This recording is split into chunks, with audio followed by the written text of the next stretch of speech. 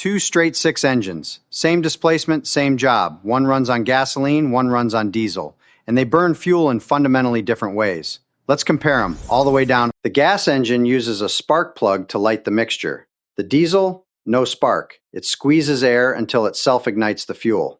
Two totally different cycles. Squeeze matters. A gas engine compresses air about 10 to 1, past 800 degrees Fahrenheit, hot enough to ignite diesel fuel on contact. Two different delivery systems.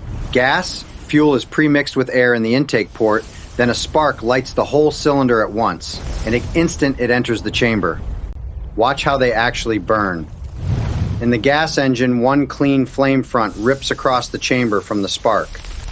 That's the diesel clatter you hear. Notice the difference in these two piston crowns. Diesel uses a bowl to create a swirl effect. This vortex optimizes combustion efficiency. Gas pistons are flat. Diesels use a bowl to swirl the fuel.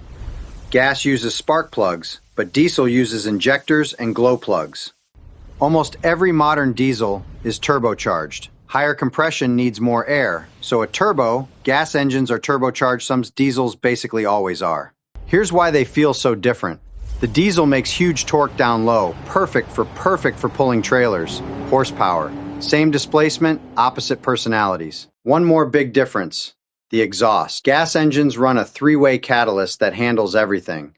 Diesels need a whole system, an oxidation catalyst, a filter. Same 6 job. One lives to rev, one lives to work. Spark and flame, scribe, tell me what to tear down next.